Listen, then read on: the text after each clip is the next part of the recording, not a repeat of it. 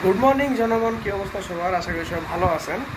আর আজকে আপনাদের ভাই দেখাবে কিভাবে একটা পুরাতন হেলমেট আবার নতুনের মতো করা যায়। বেসিক্যালি আমার এই হেলমেটটা হচ্ছে গ্লাইডার্সের, খুব একটা দামি হেলমেট যে এমন কিছু না, বাট এই হেলমেটটা আমার ডেইলি ইউজের জন্য খুবই কাজে লাগে। আর এটার যে গ্লাসটা, এই গ্লাসটা নষ্ট হয়ে গেছে। এটা আটকানোর পরে রাস্তায় কিচ্ছু দেখা যায় না। তো চিন্তা করলাম যে হেলমেটটাকে নতুনের মতো একটু রিপেয়ার করি, এটা গ্লাসটা চেঞ্জ করব। আর হচ্ছে এটার জন্য একটা স্প্রে আনতে হবে, এটাকে নতুন করে রং করার জন্য। কয়েকটা জায়গায় সমাজে দাগ পড়ে গেছে, একদম পুরানোর মতো হয়ে যেতেছে। তো চিন্তা করলাম যে একদম অল্প খরচে কি করা যায় আর কি কি করতেছি, এটাই আজকে আপনাদের সাথে শেয়ার করব। বিসমিল্লাহির রহমানির রহিম।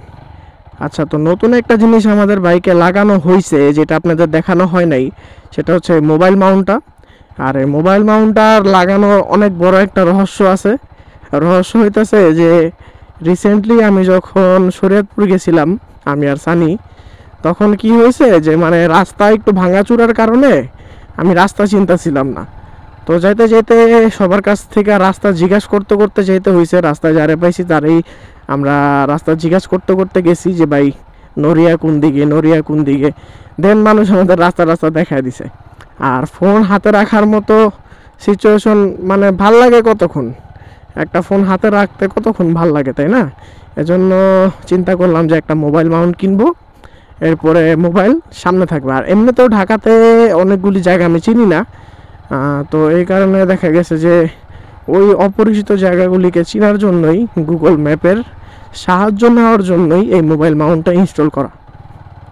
আর এই মোবাইল মাউন্টটা লাগানোর একটা মজার কাহিনী আছে। সেটা হচ্ছে মোবাইল মাউন্টটা আমি কিনছিলাম জামতলা থেকে। দাম নিছিল হচ্ছে মাত্র 300 টাকা। আর আমি কেনার সময় বলছিলাম যে ভাই যদি ভালো কিছু থাকে ওটা আমাকে দেখান।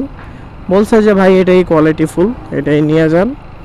তারপরে বাসায় নিয়ে আসলাম, যেহেতু ওদিন বাইক নিয়ে আসি নাই। বাসায় আনার পরে রাত্রে আমি এটা লাগানোর চেষ্টা করলাম। তো লাগাইতে যে এটার সাথে যে এলিঙ্গি থাকে, নাট দেওয়া থাকে, এটার নিচে যে ক্লামটা, ওই ক্লামটা টাইট দিতে যে ভেঙে গেল, টস করে ভেঙে গেল। তা আমি তো ভাই একদম বোকা শোকা হয়ে গেলাম যে এটা কি হলো। মানে ততক্ষণ পর্যন্ত আমি টাইট এটারে দেওয়ার চেষ্টা করছি যতক্ষণ পর্যন্ত এটা না নড়ে। এখন এটা নড়তেছিল, এরপরে টাইট দেওয়ার চেষ্টা করলাম, হঠাৎ করে ভেঙে গেল। তারপরে চিন্তা করলাম যে এটা কি করা যায়। এখন ক্লাম তো ভেঙে গেছে, ক্লাম তো ওরা দিবে না এটা শিওর, আর এটা চেঞ্জও করে দেবে না এটা শিওর। তো আমি এরপরে পরের দিন দোকানে গেলাম। আর যাওয়ার পরে আমার সাথে উল্টা ফাফন নিল যে আপনি এটা লাগাইতে পারেন নাই, অতিরিক্ত জোরে টান দিচ্ছেন, টাইট দিচ্ছেন, এই জন্য ভেঙে গেছে। বিজয় আসে নাই।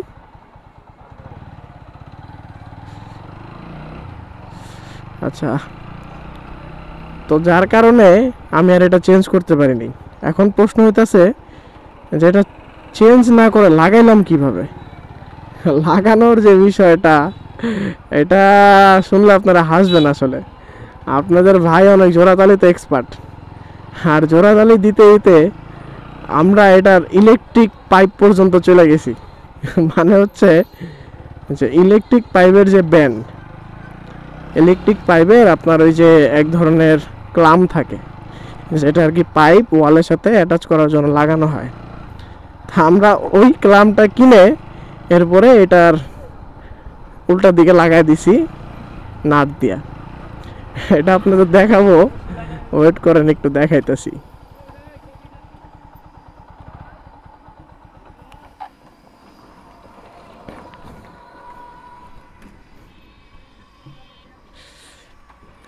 এই যে দেখেন, এই যে এটা হচ্ছে এসএস এর ইলেকট্রিক পাইপের ক্লাম। এই ক্লামটা কিনে আমরা একটু কাটতে হয়েছে, একটা মাথা কাইটা একটা ছিদ্র করতে হয়েছে, দেন আমরা এটা লাগাই দিছি। অনেক শক্তপোক্তভাবে লাগছে, অনেক টাইট হয়েছে, বাট কাজ হয়েছে। যে কাজের জন্য দরকার ছিল ওই কাজ আমার হয়ে গেছে। এখন কথা হইতেছে যে আপনার যেই জিনিসই আপনি জোড়াতালি দেন, কাজ হওয়াটা হচ্ছে বিষয়। কাজ হইলে আপনার সমস্যা নাই তো চলতে, তাই না? এখন আমি ওদের বলছি যে ভাই আমার প্রয়োজন হলে আপনারা একটা ক্লামের টাকা রাখেন, তাও আমার একটা ক্লাম দেন। বাট ওরা আমার একটা ক্লাম দেয় নাই, বলছে যে এটা নতুন নিতে হবে। তো নতুন যদি নেই তাহলে আমার 300 টাকায় পুরো ওয়েস্ট। তো ওয়েস্ট করার দরকার কি, 10 টাকার নিচে একটা ক্লাম, আর ওয়ার্কশপের দোকানে দিছি 50 টাকা, 60 টাকা দিয়ে আমার কাজ শেষ। আর যদি আপনাদের ওয়ার্কশপের দোকান পরিচিত না থাকে তাহলে যে কোনো ওয়ার্কশপের দোকানে নিয়ে গেলেই মাপ মতো একটা ছিদ্র আর একটা বাড়তি অংশ টাকা এটা দিতে বললেই কাজ আপনার হয়ে যাবে। কথা হইতেছে মিরপুর কেন যেতেছি। মিরপুর যাওয়ার কারণ হইতেছে আমার মামাতো ভাই প্রান্ত, ও ঢাকাতে আসছে, ও শরীয়তপুর থাকে, তো ঢাকাতে আসছে, ওর সাথে একটু দেখা হয়ে যাবে এই উসিলে আর কি মিরপুর যাওয়া। আর হেলমেটের গ্লাস টাস কিন্তু তো আমরা বংশালের দিকেই যাব, বংশাল থেকে হেলমেটের গ্লাসটা নিব। আর আসার টাইমে অথবা যাওয়ার টাইমে আগে প্রান্তর সাথে দেখা করব, দেখি কোনটা সুইটেবল হয়, আগে কোন দিকে গেলে সুবিধা হয় চিন্তা ভাবনা করি। যাইতে যাইতে যাওয়ার পথে চিন্তা ভাবনা করতে থাকি।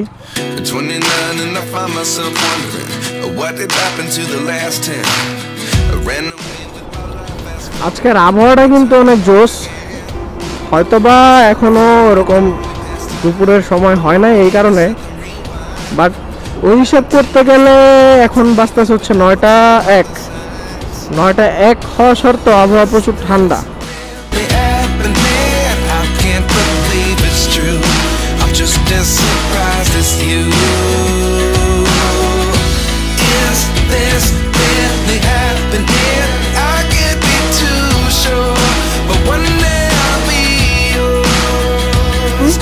বংশাল আমরা এখন যেতেছি না, আমরা আগে যেতে হচ্ছে মিরপুর 10, ওইদিকে আগে যাই মামাতো ভাইয়ের সাথে দেখা করি। আর এটা আমার কোন মামাতো ভাই, এটা হচ্ছে প্রান্ত, ওর নাম হচ্ছে প্রান্ত, ফেসবুক প্রোফাইল হচ্ছে এইটা। আর ও হচ্ছে আমার মার চাচাতো ভাইয়ের ছেলে, তো ওই হিসাবে ওই সুবাদে ও আমার মামাতো ভাই হয়।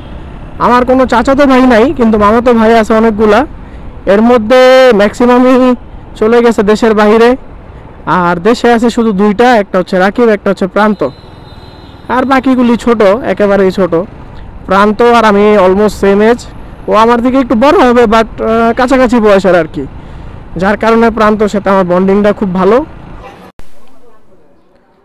তো প্রান্ত আমাকে যেই লোকেশন দিছে আমি ওই লোকেশন মতো চলে আসছি গুগল ম্যাপ দেখতে দেখতে। এই জায়গার নাম কি, আশেপাশে দোকান তো নাই, ও আছে, এটা হচ্ছে শ্যানপাড়া পর্বতা মাদার কেয়ার স্কুলের পশ্চিম পাশে বাসি মিয়া সড়ক, মিরপুর, ঢাকা 1216। তো এখানে দাঁড়াইছি, ও আসুক।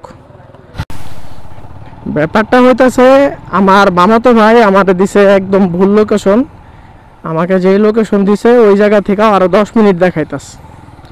তো সেকেন্ড টাইম আবার লোকেশন সেন্ড করার পরে এখন আমরা সেকেন্ড লোকেশনে যাইতেছি।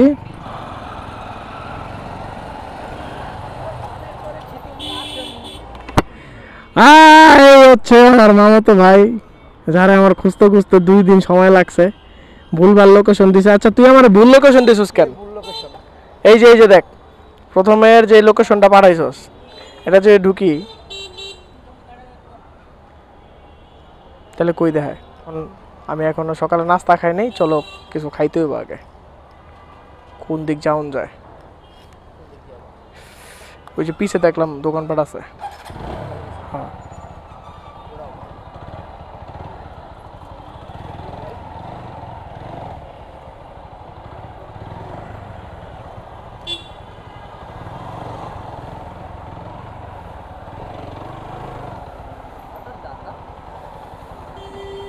আইসো ওই হেলমেটটা গ্লাস লাগাইতে না, লাগাইলে তো লাগাননি থাকতো। বংশালের চিন্তা ভাবনা বাদ দিলাম, ভাবলাম যে মিরপুর 10 বাইকপট্টি থেকেই হেলমেটের জন্য গ্লাসটা খুঁজে পাওয়া যায় কিনা একটু দেখি খুঁজা,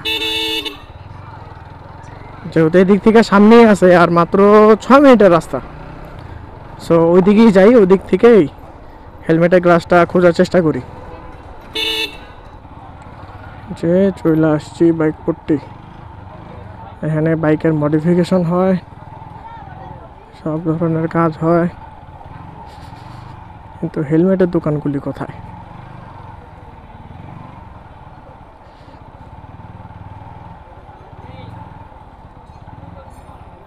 আরে এখানে তো টায়ারের দোকানও আছে দেখা যাইতেছে।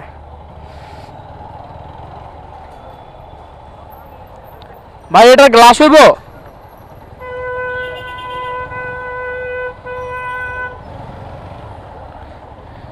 বাইকটা যখন পার্কিং করে রাখছি তখন কোন ভদ্র মহাশয় জানি এই জায়গায় পটি করে দিছে, আমার ধোয়া মোছা গাড়িটার উপরে পটি করে দিছে। যে মহাশয় করছেন কাজটা ঠিক করেন নাই। 500 টাকা নারায়ণগঞ্জে তো তিন। হ্যাঁ এটি আছে, এগুলি আছে, এগুলি আছে আছে। গ্লাসের দাম 300 টাকা চাইছে। 300 তো নারায়ণগঞ্জে চাইছে। জিগা দি কোনটা ভাই? সাইডের লক আছে। আপনার এটা কি সাদাটা দিবেন? কালারিং হয় না? কত রাখতে পারবেন? 300 টাকার কম? 200 টাকা রাখেন। তাহলে কালারিংটা পাই নাকি? আচ্ছা এখানে চাইতে হচ্ছে 300 টাকা। 300 টাকা তো নারায়ণগঞ্জে পাইছিলাম, ওইখান থেকে নেই নেই। আর একটু কমে নেওয়ার চেষ্টা করি। ভাই এটার গ্লাস হইব? কালারিং হইব না সাদা কালার? কালো কত পড়বো? কম কত রাখতে পারবেন? 250 টাকা রাখেন। 250 টাকা রাখেন। লক লক আছে, লক আছে। আচ্ছা কালারিংটা হচ্ছে এক জায়গায় পাইলাম কালো কালার, এটা 350 টাকা চাই। ভাই এইটার গ্লাস হবে? হ্যাঁ এটা দেখলাম মাত্র, দেখছি মাত্র দেখছি। বাইকটা লক করে রেখে যাই।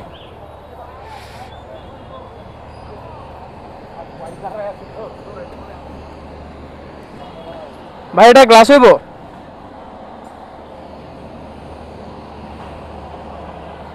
ভাই এটা গ্লাস হইব? লক আছে, লক আছে। কত বড় ভাই? প্লেনটা নাকি কালারিংটা? কালারিংটা হবে না?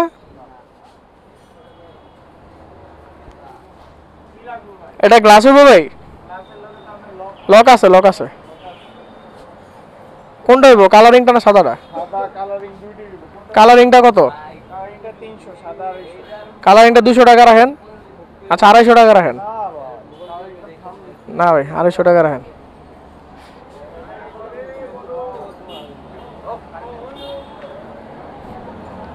আচ্ছা আমরা দেখতে থাকি। ভাই এটা গ্লাস হইব? হ্যাঁ বাইজরটা লক আছে, লক আছে, লক আছে। নাই আচ্ছা।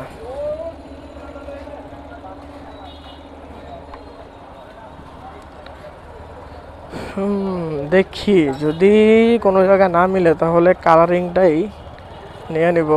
300 টাকায় যেটা বললো ওটাই নিয়ে নিব। সাদাটা আগে লাগানো ছিল, সাদাটা চাইতে কালারিংটা লাগাইলে বেশি সুন্দর হবে। ভাই এটা গ্লাস আছে? বাইজরটা লক আছে, লক আছে।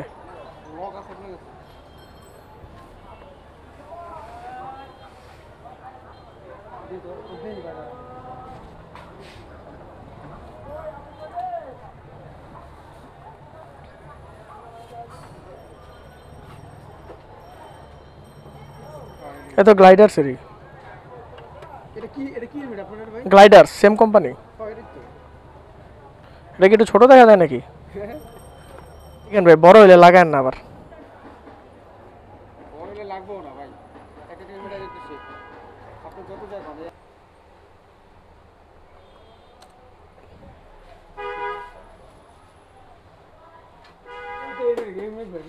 সেম, শুধু কালারটা আলাদা।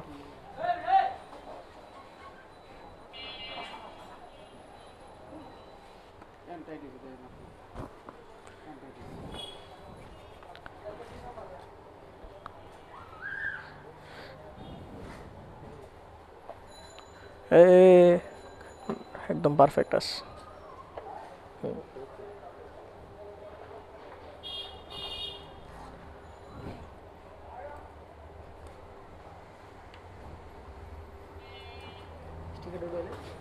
না পরে পরে উঠাবো না, এটা স্প্রে করতে হবে বাসায় নিয়ে।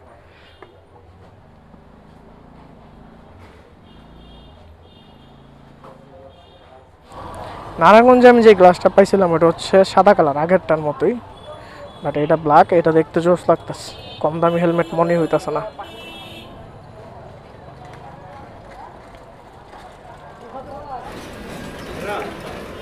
ঠিক আছে মামতো ভাই, আমি চলে যাই। ঠিক আছে, তুমি নারায়ণগঞ্জ যাও, সাবধানে যাও। ওকে